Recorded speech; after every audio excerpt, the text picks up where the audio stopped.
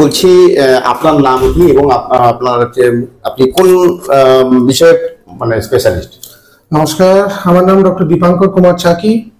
আমি একজন clinical cardiologist, well trend in UK as well as in India in different hospitals. So আমি basically cardiac patient দেখি, cardiac emergencies দেখি, as well as echocardiography করি। আচ্ছা, ডাক্তারবাবু, এই যেহেতু আপনি কার্ডিওলজির উপরে যে স্পেশালিস্ট রয়েছেন, তো সেই বিষয়ে আমি আপনাকে জিজ্ঞেস করছি যে বর্তমানে আমরা দেখতে পাচ্ছি যে হার্ট অ্যাটাকের সংখ্যা বেড়ে যাচ্ছে, মানে মানে মানে বয়স্ক মানুষের থেকে কিন্তু অল্প বয়সের দিকে প্রবণতাটা বেশি, ঝুঁকিটা। এর কারণটা কি? দেখুন, আজ থেকে 20 বছর আগে যা লাইফস্টাইল একটা নর্মাল মানুষের ছিল এবং আজকে যা লাইফস্টাইল, একটা হেল এন্ড হেভেন ডিফারেন্স এসছে। সবার আগে আপনারা হয়তো দেখেছেন, আগে 40-45 বছর বয়সের ঊর্ধ্বে যারা লোক ছিল, তাদের আপনার মাল্টিপল কোমরবিডিটিস আছে, তাদের ক্ষেত্রে হার্ট অ্যাটাক ওয়াজ প্রায় কমন। বাট আজকে ডেটে lifestyle, excessive smoking, stress, alcohol consumption, anxiety, এই আর কি ফ্যাক্টরগুলো রয়েছে যেটা ইয়াং পপুলেশনকে ম্যাসিভ একটা হার্ট অ্যাটাক বা হার্টের কোনো রকম রোগের দিকে ঠেলে দিচ্ছে। এই জন্যই আমরা দেখছি যে young patients with the age of 26-27 একটা ম্যাসিভ হার্ট অ্যাটাক নিয়ে ঢুকে যাচ্ছে উইথ আননোন অরিজিন। মেবি তার জেনেটিক ফ্যাক্টর আছে, তার বাবা মা বা দাদু দিদার কারো একটা হার্টের একটা সমস্যা ছিল ওই টাইমে, which genetically had transferred to this kind of generation and then he got this kind of heart attack. তো এটা একটা মানে খুব চিন্তার বিষয় রয়েছে রিসেন্টলি যে ইয়াং পপুলেশন যেভাবে হার্টের প্রবলেম বেরোচ্ছে। So I think that has to be taken care, really has to be like modified, the lifestyle has to be modified. আমার মনে হয় এটা একটা ভালো ইম্প্যাক্ট করেছে আমাদের সোসাইটিতে। বলছি ডাক্তারবাবু, এই যে বর্তমানে যে আমাদের এনভায়রনমেন্ট, যেটা পরিবেশের যে একটা আমরা দেখছি পলিউশন, সেটাও কি এটার কি কোনো এফেক্ট? ডেফিনেটলি আপনারা হয়তো সবাই শুনেছেন AQI, এয়ারওয়ে কোয়ালিটি ইন্ডেক্স, এবং বিভিন্ন শহরে বিভিন্ন ডিস্ট্রিক্টে AQI এখন মিটার বসানো হচ্ছে। আপনি দেখতে পাচ্ছেন এয়ার কোয়ালিটি কিরকম রয়েছে। Pollution definitely is a factor, one of the factor of any sort of cardiac problems as well as respiratory problems. তো এই ট্রিগারিং পয়েন্টগুলোকে আমাদেরকে একটু টেক কেয়ার করতে হবে basically to prevent heart attack. একটা মানে আপনি যেমন বললেন যে এটা factor, major one of the factors. আচ্ছা, আরেকটা প্রশ্ন হচ্ছে দাদাবাবু, যে এই যে বর্তমান যত দিন যাচ্ছে আমরা দেখছি যে যে মানে গরমের সময় প্রচন্ড গরম, আবার ঠান্ডার সময় প্রচন্ড ঠান্ডা হচ্ছে। এই গরমটা যেহেতু মানে গরমের সময় মানুষের মানে যে কতটা হার্ট অ্যাটাকের মানে সম্ভাবনাটা বেশি থাকে?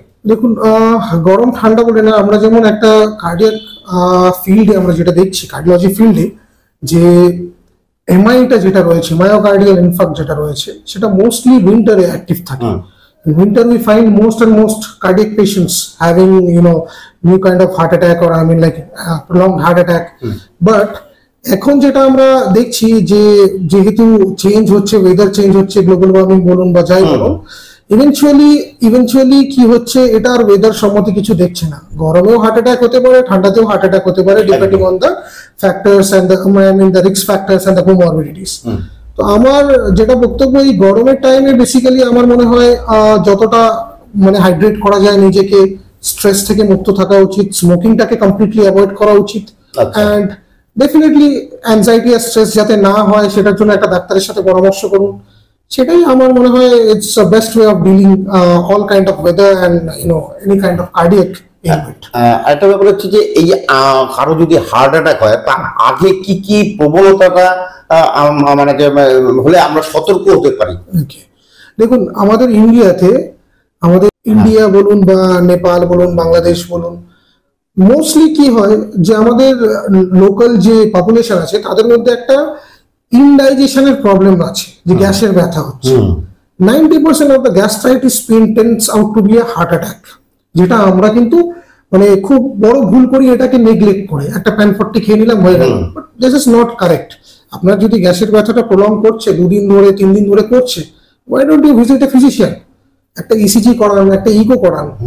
ইসিজিতেই তো 90% of the diagnosis has been will be covered. Further evaluation করতে গেলে you can just get an echocardiography done, একটা কার্ডিয়াক মার্কার করুন। করলে আই থিঙ্ক ইমিডিয়েটলি আপনার একটা সঙ্গে সঙ্গে আপনার একটা রিপোর্ট চলে আসছে যে whether you have ongoing heart attack বা একটা কোনো হার্টের সমস্যা আছে কিনা। একদম। দেখুন এই কিছু ফ্যাক্টরস আছে যেটাকে একটু মানতে হয়। যেমন হার্ট অ্যাটাক কাকে বলে, বেসিক্যালি প্রথম আমরা জিনিসটা বুঝি হার্ট অ্যাটাক কাকে বলে। একদম। হার্ট অ্যাটাক মানে বেসিক্যালি আমাদের ধমনির ব্লকেজ, হার্টের যে ধমনি রয়েছে ধমনিতে ব্লকেজ, সেটার জন্য যে ট্রিগারিং পেইনটা হচ্ছে বা আনইজিনেসটা হচ্ছে সেটাই হার্ট অ্যাটাক। এবার দেখুন this is a massive point, ছোট পয়েন্টে এলাবোরেট করা, ইটস নট সামথিং মানে হার্ট অ্যাটাক কত ইজিলি এক্সপ্লেনেবল। কারো হাতে ব্যথা হচ্ছে for a long period of time, radiating একটা পেইন হচ্ছে, জতে ব্যথা হচ্ছে, তাছাড়া একটা ইনডাইজেশনের প্রবলেম হচ্ছে, definitely this are all the symptoms of a heart attack, can be a heart attack. এই হার্ট অ্যাটাকটা আমরা ধরবো কি করে? একটা ইসিজি করে, একটা ইকোকার্ডিওগ্রাফি করে, একটা কার্ডিয়াক মার্কার করে, একটা ফিজিশিয়ানকে দেখি, নিজে ডাক্তারি না করে একটা ফিজিশিয়ানকে দেখি। যখন আমরা এই জিনিসটা নিজে থেকে মানে কমপ্লিটলি এই জিনিসটা একটু সতর্কতা আনবো, আমার মনে হয় হার্ট অ্যাটাক বা হার্ট জনিত অনেক সমস্যা খুব তাড়াতাড়ি সলভেবল। আই মিন একটা হার্ট অ্যাটাক সময় দেয় 6 আওয়ার্স টু 8 আওয়ার্স বা 10 আওয়ার্স অব্দি আপনার একটা গোল্ডেন পিরিয়ড থাকে। আচ্ছা, এই গোল্ডেন পিরিয়ডের মধ্যে যদি কারো হার্ট অ্যাটাক হয় আর ইজিলি যদি একটা পিসিআই সেন্টার মানে যেখানে অ্যানজিওগ্রাফি অ্যানজিওপ্লাস্টি হয় সেখানে যদি পৌঁছতে পারে patient, I think patient can be reverted very easily. একদম। বাট সতর্কতাটা সেটা আমাদের এখনো লোকাল পপুলেশনের মধ্যে সেই সচেতনতা এখনো আসেনি। সেটাকে আরো আপনাদের এই নিউজ মাধ্যমে সেটাকে আরো সচেতন করাটা আমার মনে হয় is a better way of dealing with lot of people. আর এই যে বর্তমান সময় একটা আমরা লক্ষ্য করছি যে মানে বিভিন্ন মানুষরা তারা না জেনে তাদের নিজের মানে শারীরিক কন্ডিশন না জেনে একটা দোকানে যায়, তার নিজের হয়তো বলছে আমার গ্যাস হয়েছে আমাকে একটা ট্যাবলেট দেন, বা জ্বর হচ্ছে ট্যাবলেট দেন, মাথা ব্যথা হচ্ছে ট্যাবলেট। এই যে একটা মানে ফিজিশিয়ানকে না দেখিয়ে যে ওষুধ খাওয়াটা কতটা বিপজ্জনক? দেখুন, self medication is the biggest problem in today's society. একটা মাথা ব্যথা হচ্ছে তার জন্য আমি একটা প্যারাসিটামল নিয়ে নিলাম বা জিরোডল নিয়ে নিলাম, বাট মানে আপনি এখনো রুট কজই জানলেন না। আপনি একটা প্যারাসিটামল নিয়ে নিচ্ছেন, ঠিক আছে, একদিন নিলেন, দুদিন নিলেন, when it is tending out to be a long term habit, in generally আপনি তো লিভার ফেলিয়ারের দিকে যাচ্ছেন। একটা প্যারাসিটামল যখন কন্টিনিউয়াসলি যাচ্ছেন তার অ্যাডভার্স ইফেক্ট তো আপনি এটা জেনারেল পাবলিক জানে না। যিনি ট্রেন্ড ফিজিশিয়ান বা যিনি ট্রেন্ড আপনার ডাক্তারবাবু রয়েছেন, রেজিস্টার্ড মেডিকেল প্র্যাকটিশনার রয়েছেন, যিনি পড়াশোনা করেছেন এই বিষয় নিয়ে, সে ছাড়া তো আপনার সাইড এফেক্ট কেউ বলতে পারবে না এই জিনিসটা। তো self medication is something that which I strictly avoid and strictly suggest everyone যে এইটা কোনোদিন করবেন না। কারণ life is years, at the end of the day life is years, and if you are playing with your life no one will be responsible for that. একদম। একটা জ্বর হলে নেসেসারি নয় যে আপনি ঠিক আছে প্যারাসিটামল নিচ্ছেন, বাট হোয়াট অ্যাবাউট একটা জ্বর যদি ডেঙ্গুর জ্বর হয় তখন কি করবেন? তখনও তো নিজে ডাক্তারি করবেন না। এটা আমাদের পপুলেশনের সাথে প্রবলেম, যেটা যখন এন্ড মোমেন্টে কিছু থাকে না তখন ডাক্তারদের কাছে আসে এবং দে ওয়ান্ট কি ডাক্তার হাত দিয়ে দিলে পেশেন্ট বেঁচে যায়। এটা হয় না। So prevention is better than cure. আগে আসুন, আগে পরামর্শ করুন, and then let the doctor decide what medicine to be given and what not to be given. একদম।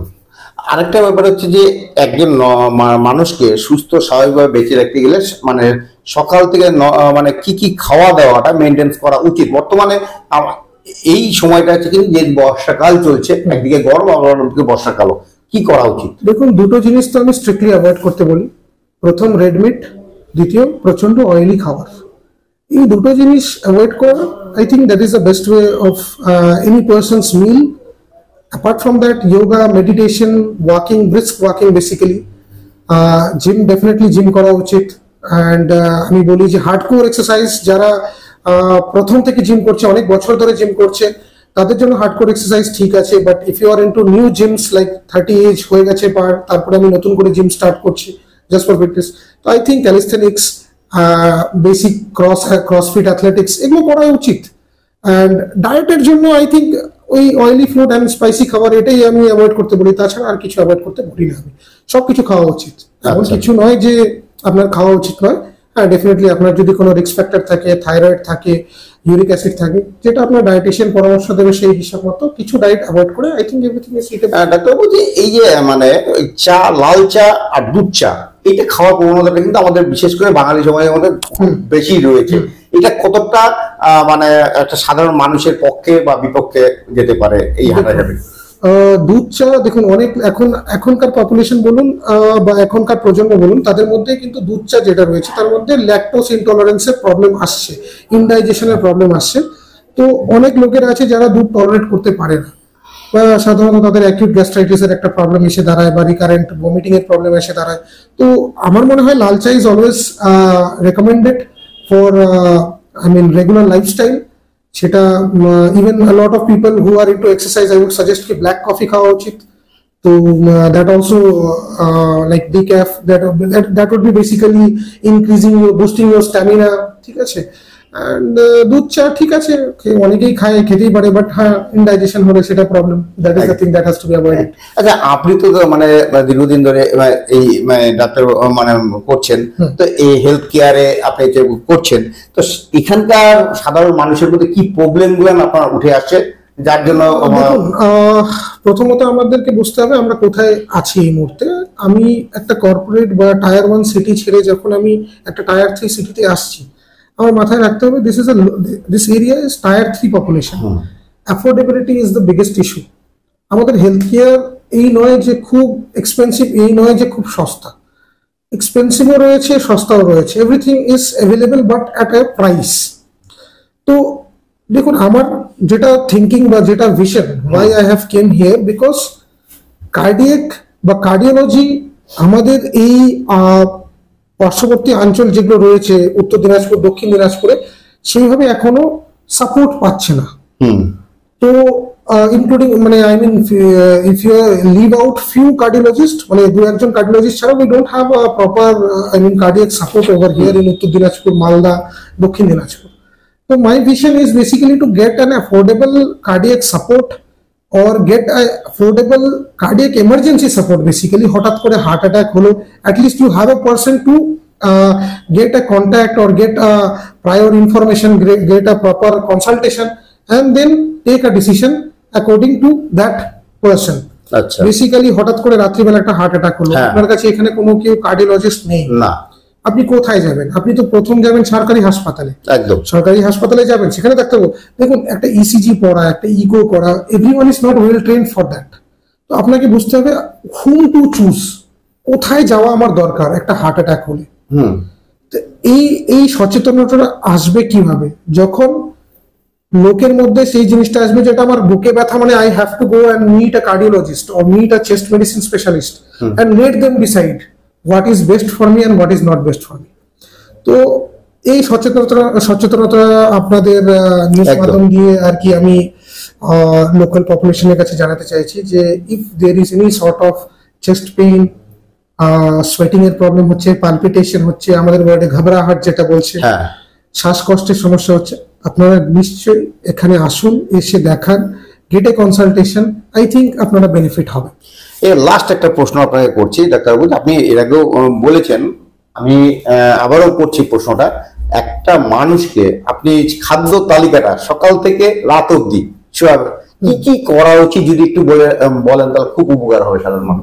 দেখুন, কি কি খাওয়া আমাদের এখানকার পপুলেশন মোস্টলি ভাত খায়। হ্যাঁ, একদম ঠিক আছে, তেমন কোনো মানে ভাত খেতে তো কোনো সমস্যা কিছু নেই, খান। আমার মনে হয় মিল যেটা রয়েছে, মিল সিস্টেম আমাদের এখানে বাঙালিদের মধ্যে যেটা রয়েছে 3 বার খাবো, সকালে, দুপুরে, রাত্রে, এই মিল সিস্টেমটা যদি স্কিপ করে যদি 6 টাইম মিলস হয় উইথ আ স্মল প্রপোর্শনেট, আচ্ছা আমি ভাগ করে নিলাম 6টা মিল আমি দুবার করে খাবো with a small proportionate, that is the best way of dealing any sort of indigestion or obesity. আপনারা জানেন ওবেসিটি মানে মোটা হওয়া, this is also one of the risk factor of heart attack or heart problems. তো এই মিলটা যখন আমরা বিশেষ করে যখন স্কিপ করে খাবো, তখন তাতে আমাদের একটা মানে ইনডাইজেশন বলুন বা একটা মোটা হওয়ার যে পদ্ধতিটা রয়েছে, তার মানে গেটিং ফ্যাট, এটা সলিউশন একটা। More into pulses, avoid red meat, avoid oil, সল্টটাকে অ্যাভয়েড করার চেষ্টা করুন যতটা পারা যায়। আচ্ছা, এন্ড চিনি, একটা কথাই বলে মানে old term, sugar is always the friend of devil. তো সুগার যত নেবেন আপনি শয়তানকে ডাকছেন আপনার বাড়িতে। Try to cut off sugar in your life. Acha. That is the best way of, getting yourself cured from lot of disease. আচ্ছা, That is the thing. Exercise more, spend quality time with your family, yoga, meditation. These are all part of life. আমরা পুরোনো দিন থেকে আমাদের মানে ঠাকুর দাদার আমল থেকে যোগা মেডিটেশন চলছে, আমরা আজকের প্রজন্ম ভুলে গেছি তাই। বাট ঠিক, এটা যদি কন্টিনিউ চলে, আই ডোন্ট থিঙ্ক আপনার lot of medicine will be stopped. একদম Lot of medicine will be stopped. Even as an allopathic practitioner, I am saying this. With yoga, medicine, I mean yoga, meditation, and I mean exercise. Lot of medication can be মানে stopped. সব সমস্যার সমাধান। Definitely, yoga, meditation is definitely one of the prime way of building your life. একদম একদম ঠিক আছে ডাক্তারবাবু, আপনাকে অজস্র ধন্যবাদ। আপনি যেভাবে সাধারণ মানুষের স্বার্থে মানে এই সুপরামর্শগুলো দিলেন, তাতে আমার মনে হয় সাধারণ মানুষ অনেকটাই উপকৃত হবে। আগামী দিনে আপনার আরো আমরা মানে পরামর্শ নিব। আজকের মতন এখানে শেষ করছি, নমস্কার।